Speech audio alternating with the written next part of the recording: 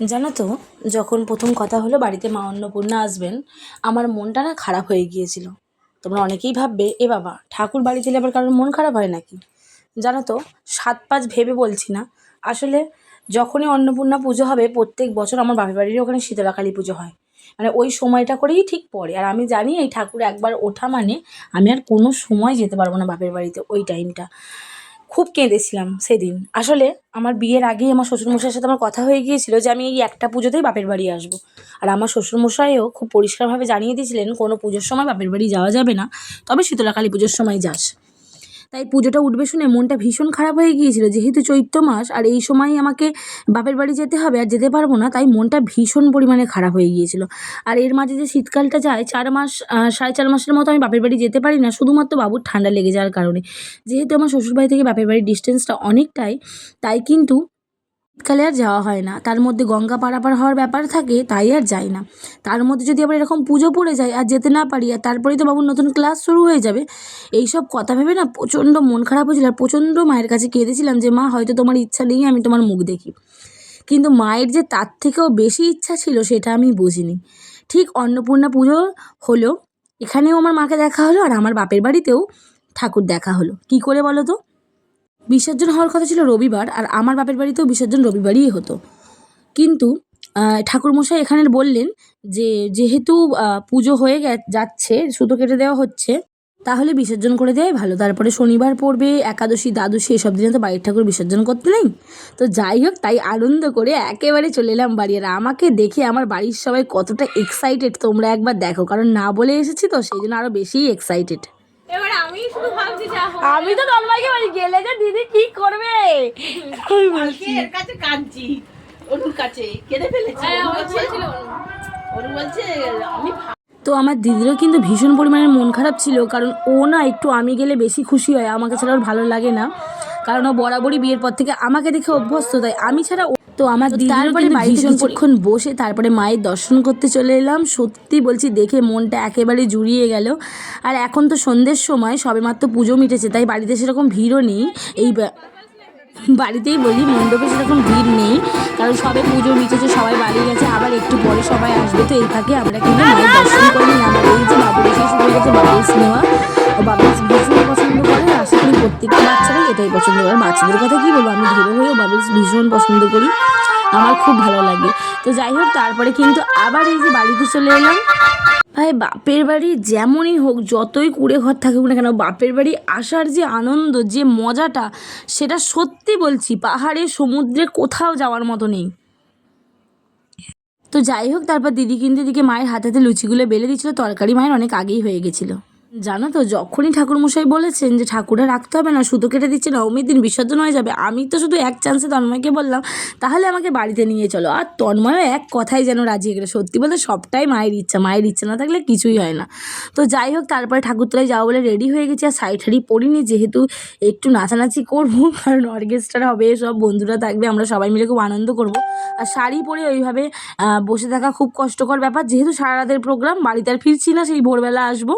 ভীষণ এক্সাইটেড, ভীষণ মজা হচ্ছে, দিদি আমি সবাই মিলে যাব। আর জানো তো, মা যাবে না, মা বললো যে তোরা যা, আমি না হয় বাবুকে দেখছি।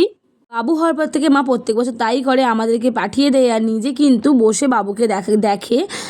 তো যাই হোক, মায়ের কাছে রেখে এসেছি একদম নিশ্চিন্ত। তো এখানে আমি, দিদি, আমার দুটো বান্ধবী সবাই মিলে বসে রইলাম। আর এখানে বাউল কিন্তু অলরেডি স্টার্ট হয়ে গিয়েছিল, আর ওদিকে মায়ের তো পুজো চলছিল। তো তারপরে উঠবে অর্কেস্ট্রার যে গানগুলো আমরা ভীষণ পছন্দ করি। বাউলও ভালো লাগে, বাউল খারাপ লাগে তা নয়, কিন্তু তার থেকে ওই সব গান বেশি ভালো লাগে।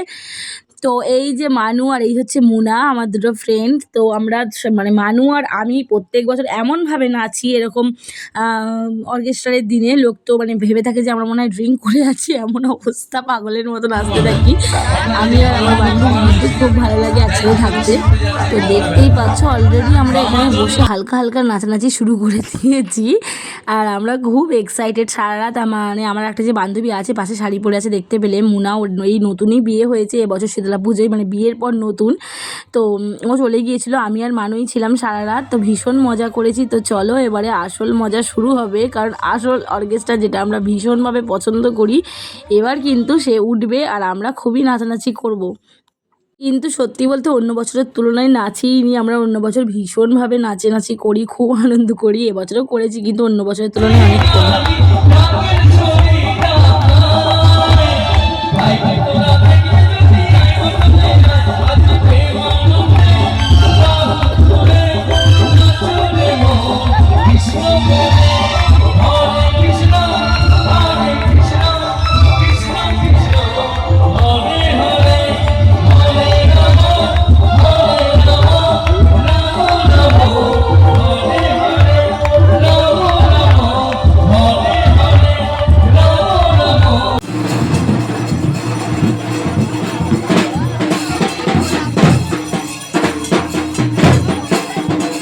তো দেখতেই পেলে ওদিকে আবার আমাদের পুজো হচ্ছিল, আর এইদিকে এই যে ডান্সার উনি উঠেছেন, আমি জানি না কে এনেছে, আনেনি।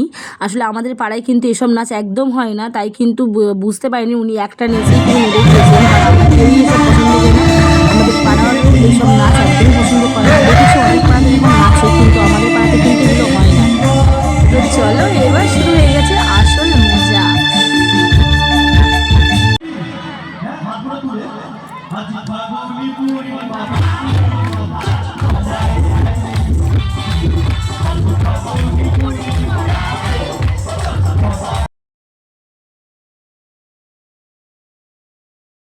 তো এই যে দাদাটা গান করতে উঠেছিল, দেখতেই পেলে আমাদের সামনে একদম এসে বসে পড়েছিল শুধুমাত্র সবাইকে নাচানোর জন্য। আর জানো তো ওদের কাছে এটাই পাওয়া, ওদের গান শুনে যদি সবাই আনন্দ প্রকাশ করে তো ওদেরও সেটা দেখলে ভালোই লাগে।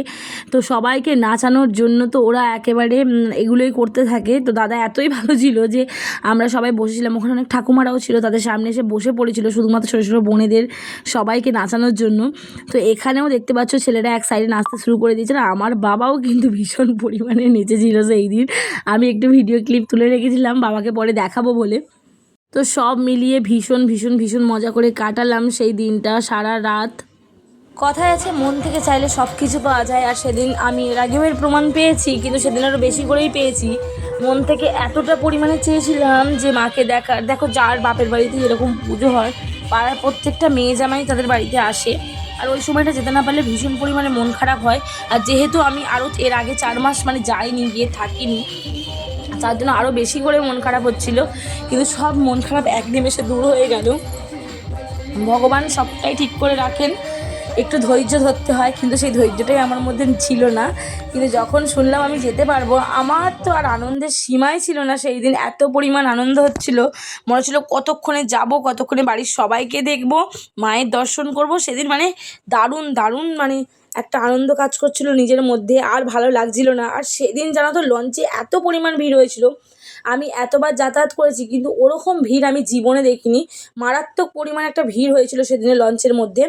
তো যাই হোক, সব কিছু কাটিয়ে উঠে তারপর কিন্তু আমরা চলে গিয়েছিলাম বাড়িতে। আর এই যে দেখো আমরা এখানে নাচানাচি শুরু করে দিয়েছিলাম, নাচানাচি শেষ হয়ে গেছিলো, শুরু করেছিলাম বলাটা ভুল, শেষের দিকে। তো দেখছিলাম দিদি আমি সব দাঁড়িয়ে আছি এখানে, পুজোটা দেখছি। পুজোটা দেখে কিন্তু তারপর আমরা বাড়ি যাব। এখানে মায়ের ডন্ডিকাটা হলো, এবার কিন্তু পুষ্পাঞ্জলি হবে, ধুনো পোড়া হবে, সবটা দেখেই কিন্তু আমরা তারপরে বাড়ি যাব, যেহেতু জেগেই আছি।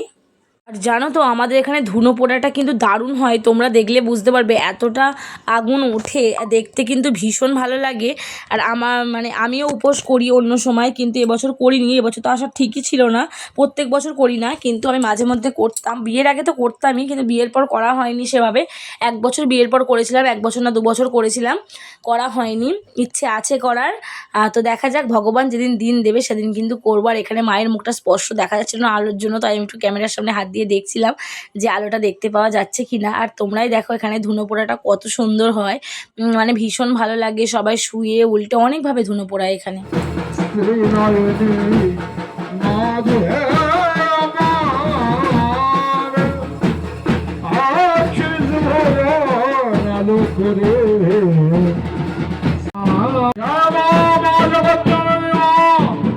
দিন পুজো ছিল, গিয়ে পৌঁছেছিলাম বিকাল 6টায় বা সন্ধ্যে 6টায়। পরের দিন কিন্তু 3টে বাজতে বাড়ি থেকে বেরিয়ে পড়েছিলাম। যাই হোক, যেটুকুই আনন্দ করেছি খুবই আনন্দ করেছি, কিন্তু খুবই কষ্ট নিয়ে ফিরে এসেছি, কারণ বাপের বাড়িতে ঠিক এভাবে গিয়ে পোষায় না, কিন্তু কিছু করার নেই। নেই মামার থেকে কানা মামা অনেক ভালো। তো চলো টাটা, ভিডিওটা কেমন লাগলো জানিও।